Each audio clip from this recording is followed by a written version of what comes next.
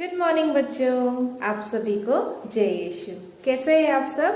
I am sure सब बहुत अच्छे से रहे इस वीक में, है ना। और आपने सबने अपने पेरेंट्स का भी बहुत अच्छे से बात माना होगा, है ना। तो ऐसे ही अपने पेरेंट्स की बात सुनते रहिए, अपना ख्याल रखिए और हम लोग जो कैटेकिज्म क्लासेस लेते हैं उसमें भी भाग लेते रहिए, ठीक है। तो चलिए फिर हम लोग आज की क्लास को शुरू करते हैं। तो उसके लिए हम लोग क्या करेंगे, हम लोग अपनी आंखों को बंद करेंगे, अपने हाथों को जोड़ेंगे और मेरे साथ प्रार्थना में भाग लेंगे, ठीक है। चलिए सब लोग अपनी आंखें बंद कीजिए और अपने हाथ जोड़िए। हे प्यारे प्रभु जी, आज के सुंदर दिन के लिए एक बार पुनः मैं आपको धन्यवाद देती हूँ। आपने हम सबों को रात भर संभाले रखा, आज का यह नया सुंदर दिन देखने को दिया। पूरे दिन, पूरे हफ्ते, पूरे साल हम सबों को संभाल के रखा। इन सभी बातों के लिए मैं आपको धन्यवाद देती हूँ। और आज हम जो क्लास लेने वाले हैं उसमें आपकी आशीष मांगती हूँ, ताकि सब हम अच्छे से कर सके और आपको धन्यवाद दे सके।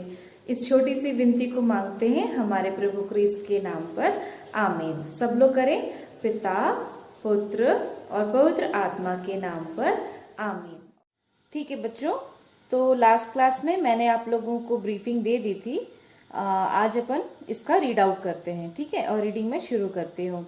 तो आज का चैप्टर है चैप्टर 13, कलीसिया का मध्यकालीन युग। कलीसिया का मध्यकालीन युग ये है सन 421 से 1520 तक, ठीक है। इसमें देखो बच्चों, अक्सर हमने पिछले क्लासेस में देखा है बोध प्रश्न बीच में दिया रहता है, लेकिन आज का जो बोध प्रश्न है वो हमारे चैप्टर को स्टार्ट करने के लिए बहुत अच्छा दिया हुआ है। तो क्या लिखा हम देखेंगे। क्या आपने कभी ट्रेन में सफर किया है? क्या आपने गौर किया है कि जहाँ दो पटरियां जुड़ती हैं वहाँ उनके बीच थोड़ी सी खाली जगह रहती है? क्या आप इसका कारण बता सकते हैं? ये हमारा बोध प्रश्न है, सोचने के लिए बहुत अच्छी बात है। इसका जवाब भी आज के चैप्टर में दिया हुआ है। क्या लिखा है? यह दूरी इसलिए छोड़ दी जाती है कि पटरियां जब गर्मी के कारण फैलती हैं तो टेढ़ी ना हो जाएं और बदलती परिस्थितियों में ढल सके। जीवन में भी ऐसा ही होता है। परिस्थितियां बदलती रहती हैं और जो उनके अनुसार ढलता है वह आगे बढ़ता है, सफल होता है। कलीसिया का मध्यकालीन युग भी इसी की याद दिलाता है। अब यहाँ पे देखो 3 भागों में इसको बांटा गया है। प्रारंभिक युग जो कि 5 ईस्वी से 420 ईस्वी तक है। फिर आता है मध्यकालीन युग जो कि 421 ईस्वी से 1520 ईस्वी तक का है। फिर है पुनर्जागरण युग जो है 1521 से 1610 ईस्वी तक। ये पुनर्जागरण युग के बारे में हम लोग अगली क्लास में पढ़ेंगे ज्यादा डिटेल में, ठीक है। मध्यकालीन युग मध्य युग की शुरुआत ये कैसे हुई ये हम देखते हैं। किसी घटना विशेष को लेकर हम यह नहीं कह सकते हैं कि इस दिन और इस समय से मध्य युग की शुरुआत हुई, लेकिन बदलती परिस्थितियों का आकलन करते हुए सन 420 से 21 की अवधि को मध्यकालीन युग का प्रारंभ माना जाता है। मध्य युग को 3 भागों में विभाजित किया जा सकता है ताकि घटनाओं के आधार पर इसे समझा जा सके। पहला भाग संत पापा ग्रेगरी महान से प्रारंभ होता है और ग्रेगरी अष्टम के कार्यकाल यानी सन 1050 तक जाता है। दूसरा भाग संत पापा ग्रेगरी अष्टम से लेकर बोनीफेस अष्टम तक है। इसे स्वर्णिम मध्य युग भी कहा जाता है। और तीसरा भाग है संत पापा बोनीफेस अष्टम से पुनर्जागरण की शुरुआत होती है। तो ये 3 भागों में इसे बांटा गया है। आगे क्वेश्चन में भी आप इसे देखोगे तो ये वाला क्वेश्चन थोड़ा इम्पोर्टेंट है, ठीक है। अब हम देखेंगे इसके डिटेल्स में हम लोग पढ़ेंगे, है ना। प्रारंभिक मध्य युग जो कि सन 476 से लेके 799 सन 476 से लेके 799 के बीच का पीरियड है। इसमें हम लोग देखेंगे राजा कॉन्स्टेंटाइन के बाद रोमन राज्य का विभाजन हो गया और धीरे धीरे चौथी और 5वीं शताब्दी में रोमन साम्राज्य का पतन हो गया। रोमन साम्राज्य में यूरोप के आसपास स्थानीय जातियों का आधिपत्य स्थापित हो गया। बर्बर स्थानीय राजा स्वयं को रोमन मानते थे, इसलिए वे रोमन संस्थाओं को बनाए रखे, लेकिन राजनैतिक और सांस्कृतिक ढांचे बदलते गए। रोमन साम्राज्य में इन बर्बर स्थानीय राजाओं ने मिशनरियों की बात मानकर क्रिस्तीय धर्म अपना लिया था।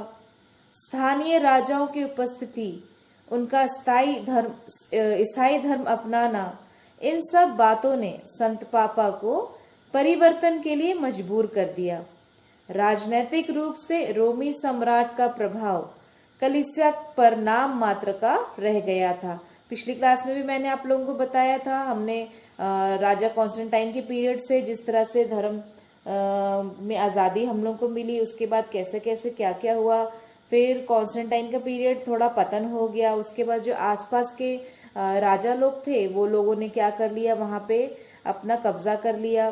फिर लेकिन उन्होंने मिशनरियों की बात मानकर अपना धर्म परिवर्तन भी किया और उनका धर्म अपनाने से संत पापा को भी परिवर्तन के लिए उन्होंने मजबूर कर दिया। ठीक है, तो इस प्रकार से जो कलीसिया पर जो राजनीतिक पॉलिटिकल जो पावर्स चढ़ रहे थे उनका काम क्या हो गया, थोड़ा कम हो गया। हम आगे देखते हैं। कलीसिया का विस्तार एवं प्रारंभिक मध्य युग। रोमन साम्राज्य का पतन एवं अन्य साम्राज्यों की स्थापना ने कलीसिया के विस्तार के लिए नए रास्ते खोल दिए। इस काल के मिशनरियों में संत पैट्रिक एवं कोलंबानुस आदि के नाम प्रख्यात हैं। ठीक है, कभी आपको क्वेश्चन में अगर आता है मिशनरी के नाम बताइए तो आप इनके नाम लिख सकते हो। आगे भी और भी 2-3 नाम आपको मिलेंगे जिनमें संत ग्रेगरी महान बहुत ज्यादा फेमस थे। ठीक है, संत पापा ग्रेगरी महान सन 540 से 604 के बीच की बात में देखेंगे हम लोग। संत पापा ग्रेगरी महान को मिशन के विस्तार में उनके योगदान को भुलाया नहीं जा सकता। जैसे मैंने पहले भी कहा था, संत पापा ग्रेगरी महान भी एक मिशनरी थे, वो संत पापा भी थे और उनको महान संत ग्रेगरी महान के नाम से भी जाना जाता था। और उन्हें क्यों जाना जाता था वो हम देखते हैं। ठीक है, अपने प्रेरितिक कार्य में उन्हें प्रबल विश्वास था। वे लोगों को मिशन कार्य के लिए भेजते रहते थे। उन्होंने ग्रेगोरियन मिशन के नाम से इंग्लैंड में एंग्लो सैक्सन लोगों के बीच मिशनरियों को भेजा और उन्हें पर्याप्त सफलता भी मिली। यहीं से मिशनरी लोग नीदरलैंड तथा जर्मनी में प्रेरितिक कार्य के लिए गए थे। कैथोलिक विश्वास का सही प्रशिक्षण और भ्रांतियों को समाप्त करना, यही उनके मिशन का दृष्टिकोण था। तो ग्रेगोरियन मिशन बेसिकली क्या था, ये था कि कैथोलिक विश्वास को सही प्रशिक्षण मिले ताकि लोग और विश्वास में आगे बढ़े और जो भी उनके मन में भ्रांतियां हैं, जो उनकी मिथ हैं, जो डाउट्स हैं, वो सब क्या हो सके, दूर हो सके। ठीक है, अब आता है स्वर्णिम मध्य युग। ये है सन 800 से लेके 1299 तक। मध्यकालीन युग की इस अवधि को स्वर्णिम मध्य युग के नाम से भी जाना जाता है। क्यों जाना जाता है? क्योंकि इस युग में कई सुधार एवं बहुत सी बातों की नई पहल हुई। मैंने पिछली क्लास में भी आप लोगों को बताया था कि इसको स्वर्णिम युग कहा जाता है और इस युग में बहुत सारी चीजें नई नई कलीसिया के बीच में हुई, जिससे कलीसिया के विस्तार के लिए बहुत सारी अच्छी पॉजिटिविटी आई थी। तो क्या क्या हुआ था वो हम लोग पॉइंट वाइज देखते जाएंगे। ठीक है, पहला है कैरोलिनियन पुनर्जागरण। कैरोलिनियन पुनर्जागरण के दौरान बौद्धिक, सांस्कृतिक, कलात्मक, साहित्यिक एवं धार्मिक अध्ययनों के लिए विशेष झुकाव रहा। तो ये सब क्या है? बौद्धिक मीन्स आप लोग अपना बुद्धि से, कल्चरल एक्टिविटीज से, क्रिएटिविटी से, आप लोग साइकोलॉजिकली, फिजिकली या अपना धार्मिक यानी कि अपना जो चर्च की बातें हैं उनको लेकर स्टडीज होने लगे। ठीक है, राजा शार्लेमाग्ने ने कलीसिया के अगुवाओं एवं दरबारियों के लिए विशेष स्कूल खोले ताकि शिक्षा का फैलाव हो। तो इन सब बातों को लेकर क्या होने लगा, स्कूल्स खोले जाने लगे ताकि लोग क्या करें, आगे की पढ़ाई कर सके और अपने डाउट्स और जितना भी जो भी उनके मन में मिथ्स हैं, झूठ की बातें हैं या डाउट्स हैं, वो सब क्या हो सके, क्लियर हो सके। ठीक है, आगे देखो, मठों में सुधार।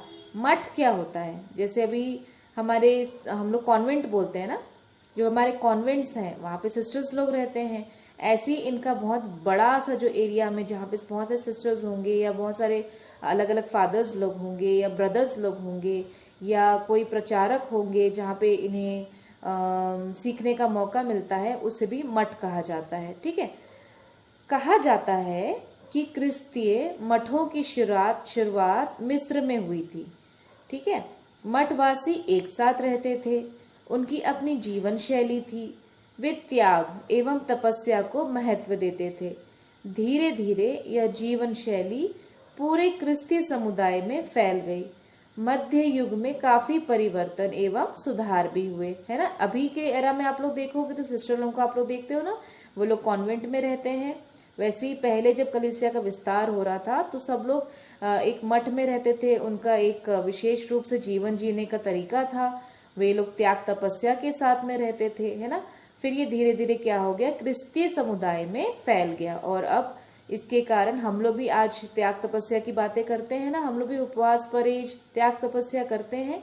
तो ये सब हमने कहाँ से सीखा, इन्हीं मठों में सुधार होने के कारण हमने सीखा है। ठीक है, फिर है क्लूनी मठ।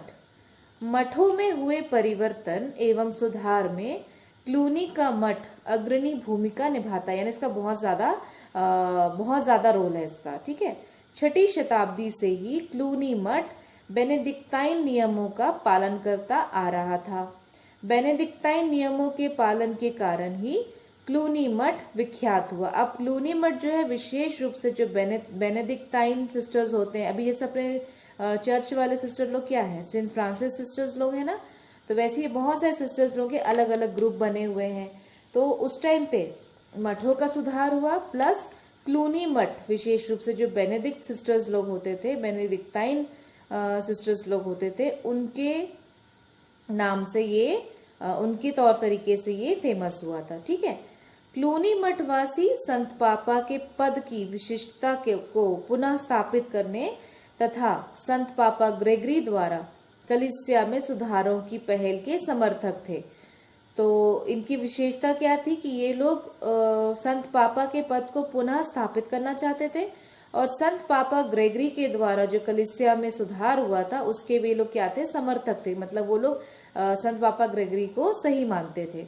ठीक है, आगे देखो सिस्टरसियन मठ। अभी ऐसे अलग अलग मठ के बारे में हम पढ़ रहे हैं, तो मठ में सुधार हमने देखा, फिर क्लूनी मठ हुआ, फिर अभी हम आगे क्या देख रहे हैं, सिस्टरसियन मठ देख रहे हैं। सुधार की दूसरी लहर सिस्टरसियन आंदोलन से आई। पहला सिस्टरसियन मठ सन 1098 में स्थापित हुआ। इसका मूल लक्ष्य था बेनेडिक्टाइन नियमों का अक्षरशः पालन करना। मानवीय श्रम को इन लोगों ने भी पर्याप्त महत्व दिया। ये जो क्लूनी मठ है जिससे बेनेडिक्टाइन नियम का पालन करते हुए वो लोग जी रहे थे, वैसे सिस्टर लोग भी उन्होंने भी एक मठ बनाया जिसमें बेनेडिक्टाइन नियमों को ही पूरी तरह से A to Z वे लोग क्या कर रहे थे, पालन कर रहे थे। ठीक है, साथ ही मानवीय श्रम मतलब क्या था, हम लोग जो मानव लोग जो अपना मेहनत करते हैं उसका भी वे लोग क्या कर रहे थे, पर्याप्त महत्व देते थे। फिर आता है मेंडिकेंट मठ। ठीक है, ये मठवासी संत फ्रांसिस सन्यासी जीवन के अनुयायी थे। अब अपने सिस्टर्स लोग जो संत फ्रांसिस को मानते हैं ये मेंडिकेंट मठ में आते हैं। ठीक है, इन मठवासिनियों को सन्यासी फ्रायर के नाम से भी जाना जाता था। ये सन्यासी दरिद्रता, आज्ञा पालन तथा ब्रह्मचर्य का व्रत धारण करते थे। ये धर्म उपदेश एवं मिशनरी कार्यों में विशेष रुचि रखते थे। ठीक है, अब ये थे आपके स्वर्णिम मध्य युग के पॉइंट्स। इसमें फिर एक कंट्रोवर्सी भी हुई, एक वाद विवाद भी हुआ, और क्या विवाद था वो हम देखते हैं। प्रतिष्ठापन विवाद, मतलब प्रतिष्ठा के ऊपर अब सवाल जवाब हो रहा था। अभी हम उस पे पढ़ेंगे क्या लिखा है। यह विवाद लौकिक एवं धार्मिक शक्तियों के बीच अधिकार को लेकर हुआ था। ठीक है, विवाद की जड़ थी कलीसिया के धर्माध्यक्ष का अभिषेक अथवा प्रतिष्ठापन कौन करेगा। मैंने बताया था ना आप लोगों को बच्चों, हमने जो पुराना विधान है उसमें हमने देखा है मूसा और हारून को ईश्वर ने क्या दिया था, उन्हें आशीष दिया था कि वे ही धर्माध्यक्षों को चुन सकते थे, पुरोहितों को चुन सकते थे, उनका अभिषेक कर सकते थे, है ना। उन पहले हम सुनते हैं तेल से उनका विलेपन किया जाता था, उनका अभिषेक किया जाता था। तो अब इस पे क्या हो रहा था, विवाद हो रहा था कि अभी क्योंकि अब प्रेरितगण तो चले जा चुके हैं, प्रभु भी जा चुके हैं, तो अब जो मानव है उनमें कौन इनका प्रतिष्ठापन करेगा, उनका अभिषेक करेगा। तो ये वाद विवाद किसके बीच में हो रहा था, रोमी सम्राट हेनरी चतुर्थ एवं संत पापा ग्रेगरी के बीच में 1075 में इसका विवाद की शुरुआत हुई थी। ठीक है, और संत पापा ने अपने एक उन्होंने पुस्तक लिखा था दिक्तालुस पापे, इस नाम का एक उन्होंने पुस्तक लिखा था, जिसमें उन्होंने अपने लेख में यह स्पष्ट कर दिया था कि कलीसिया के अगुआ संत पापा ही धर्माध्यक्षों तथा अन्य धर्माधिकारियों की अभिषेक धर्म विधि का अनुष्ठान करेंगे। ठीक है, तो ये चीज क्लियर हो गई कि अब संत पापा जो हैं वही इन सबों का अभिषेक करेंगे। तो अब वही हमारे जो संत पापा हैं उन्हीं के द्वारा धर्माध्यक्षों का भी अभिषेक होता है और धर्म अधिकारियों को भी संत पापा के द्वारा ही आशीष मिलती है। ठीक है, फिर हम लोग देखते हैं पूर्व एवं पश्चिम विभाजन। हमने पिछली क्लास में पूर्व एवं पश्चिम विभाजन के बारे में पढ़ा हुआ है, इसका हम अभी थोड़ा डिटेल्स में और पढ़ लेते हैं। पूर्व एवं पश्चिम विभाजन को कलीसिया का सबसे बड़ा विभाजन माना जाता है। इस विभाजन ने कलीसिया को पूर्वी अथवा ग्रीक एवं पश्चिमी अथवा लातिनी दो भागों में बांट दिया। मैंने बताया था ना बच्चों, पूर्वी विभाजन जो है वो लोग कौन है, ऑर्थोडॉक्स वाले हैं, यानी कि हमारे जो आज के ज़माने के प्रोटेस्टेंट्स हैं, एजी चर्च वाले हैं, वो हैं। और जो पश्चिमी विभाजन वाले हैं वो कौन है, रोमन कैथलिक्स हैं, यानी कि हम लोग हैं। ठीक है, पूर्वी कलीसिया ऑर्थोडॉक्स कलीसिया तथा पश्चिमी कलीसिया रोमन कैथलिक के नाम से जानी जाती है। इस विभाजन के कई कारण थे, विशेष रूप से दो कारण थे। क्या थे, राजनैतिक, और दूसरा क्या था, धार्मिक एवं ईश शास्त्र संबंधी आदि। तो ये क्वेश्चन आप लोगों का बनेगा। ठीक है, आगे अभी हम चैप्टर फिनिश करेंगे तो हम इसके बारे में क्वेश्चन आंसर्स में भी लिखेंगे।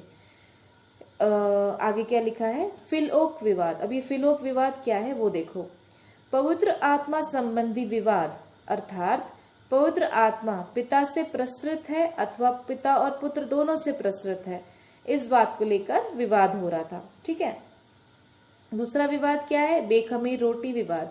अब इसमें क्या लिखा है, लैटिन कलीसिया बेखमीर रोटी को मिस्सा बलिदान के लिए आवश्यक मानती है, जबकि पूर्वी कलीसिया इसे जरूरी नहीं मानती है। हम लोग जो आज परम प्रसाद ग्रहण करते हैं वो हमारे लिए क्या है, बेखमीर रोटी है। ठीक है, और ये जो पूर्वी कलीसिया वाले हैं, जो ऑर्थोडॉक्स और रोमन प्रोटेस्टेंट्स वाले हैं, ये लोग इस चीज को जरूरी नहीं मानते हैं। ठीक है, और तीसरा पॉइंट क्या है, संत पापा के सार्वभौमिक प्रधानता को भी पूर्वी कलीसिया नहीं मानती है। यानी हम लोग संत पापा को बहुत ज्यादा रिस्पेक्ट देते हैं ना, वो लोग उन्हें रिस्पेक्ट नहीं देते। उनका कहना है कि प्रत्येक कलीसिया का अपना परम अधिकार है। ठीक है, सिर्फ सारी अधिकार संत पापा के पास नहीं है, बल्कि सबके पास है, ऐसे उनका पूर्वी कलीसियाओं का मानना है। ठीक है, अब हम आते हैं मध्यकालीन युग के उत्तरार्ध में। अब हम इसमें क्या देखेंगे, ये है सन 1300 से लेके 1520 तक। इसमें हम लोग देखते हैं कलीसिया में पूर्व एवं पश्चिम के विभाजन के घाव अभी भरे नहीं थे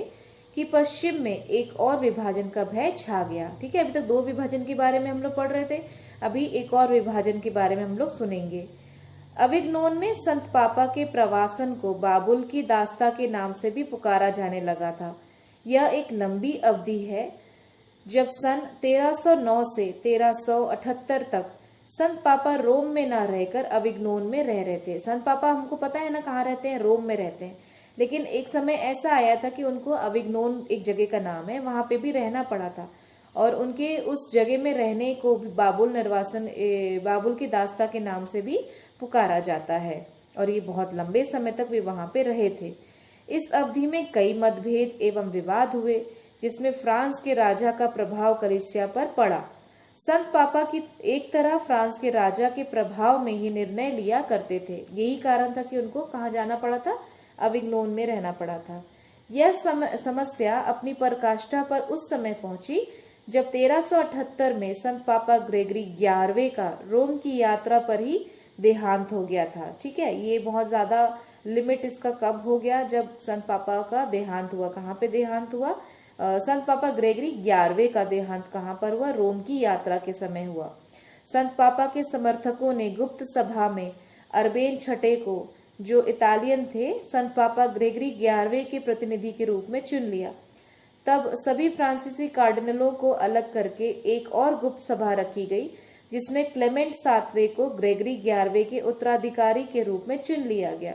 अब रोम के सिंहासन के लिए अविग्नोन और रोम में दो दो दावेदार हो गए थे। ये कारण था कि अभी, जैसे मैंने पिछली क्लास में बताया था कि 40 वर्ष तक दो दो संत पापा हमारे बीच में थे। और उसका कारण क्या था? ये जो गुप्त सभाएं बनी हुई थी, उसमें संत ग्रेगरी जो यात्रा के दौरान खत्म हो गए थे, मर गए थे, तो उनकी जगह पे संत पापा की जगह पे एक इतालियन अर्बन छठे को क्या किया गया?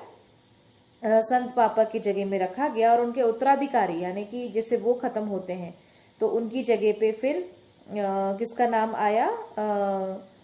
क्लेमेंट 7वें का नाम आया। ठीक है, क्लेमेंट 7वें का नाम आया। तो इस प्रकार से क्या हो गया? पहले से ही दो दो अपने क्या हो गए? संत पापा बन गए। ठीक है, इस प्रकार लातिन कलीसिया सन 1378 से सन 1416 तक दो भागों में विभाजित रही। कौन संत पापा वैध रूप से कलीसिया का अधिकारी होगा, इस मुद्दे को लेकर विवाद होता रहा।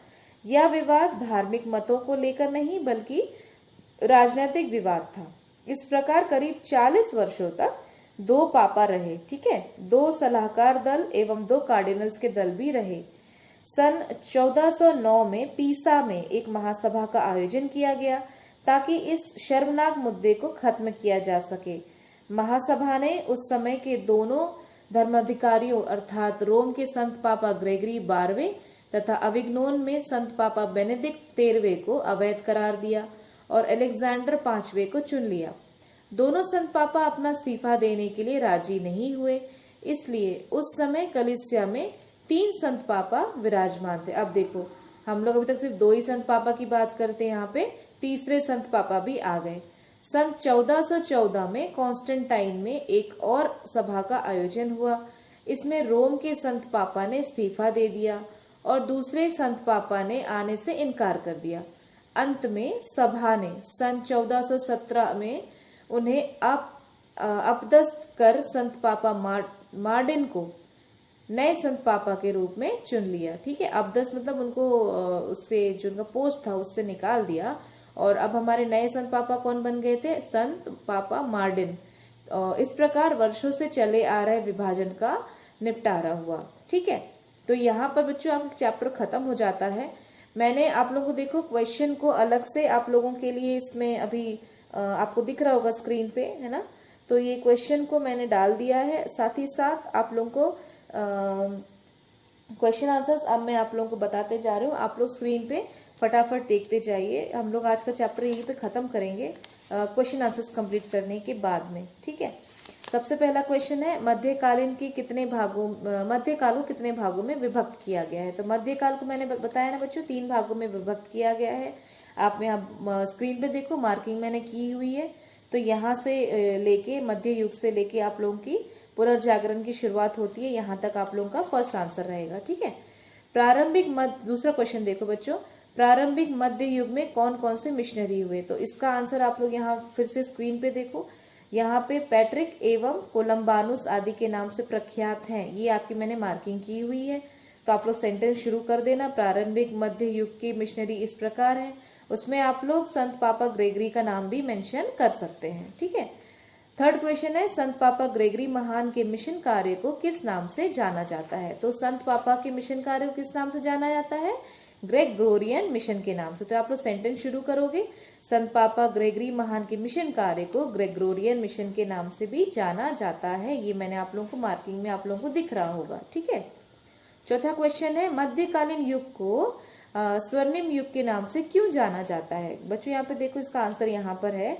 ये मैंने मार्किंग की हुई है, और ये जो टाइटल्स दिए हुए हैं मैंने सिर्फ उन्हें मार्क किया हुआ है। 2 नंबर्स का अगर आएगा तो आप लोग इसे इतना ही लिखेंगे, ठीक है, मेंडिकेंट मठ के नाम तक, ठीक है, 4 पॉइंट्स 5 पॉइंट्स बना के आप लोग लिखेंगे। इनकेस डिटेल्स मांगता है तो आप लोग ये पढ़ के जाएंगे। इसमें हो सकता है बच्चों आपको 5 से 6 नंबर का क्वेश्चन आ जाए, तो ये आप लोग पढ़ के जाना, ये इंपॉर्टेंट क्वेश्चन भी है। तो इसके फिर 1-1 लाइन या 2-2 लाइन करके आप लोग आंसर बना के आप लोग लिखेंगे, ठीक है। फिर 5th क्वेश्चन है, कलिसिया में पूर्वी एवं पश्चिमी विभाजन के 2 कारण बताइए। इसका आंसर यहाँ देखो, राजनैतिक एवं धार्मिक एवं ईश शास्त्र संबंधी आदि। तो ये 2 पॉइंट है, 2 नंबर का आएगा तो आप लोग खाली इतना ही लिखेंगे। इनकेस आगे पूछता है तो आप लोग ये जो फिलोक विवाद और बेखमी रोटी विवाद देख रहे हो, ये आप लोग उसमें एडअप कर सकते हो। ओके, तो हमारा क्या हो गया, क्वेश्चन आंसर्स भी खत्म हो गया और हमारा चैप्टर भी खत्म हो गया। अगली क्लास में फिर अपन और डिटेल्स में पुनर्जागरण के विषय में पढ़ेंगे। ओके, चलिए बच्चों, तो आज की क्लास हमारी यहीं तक रहेगी, ठीक है।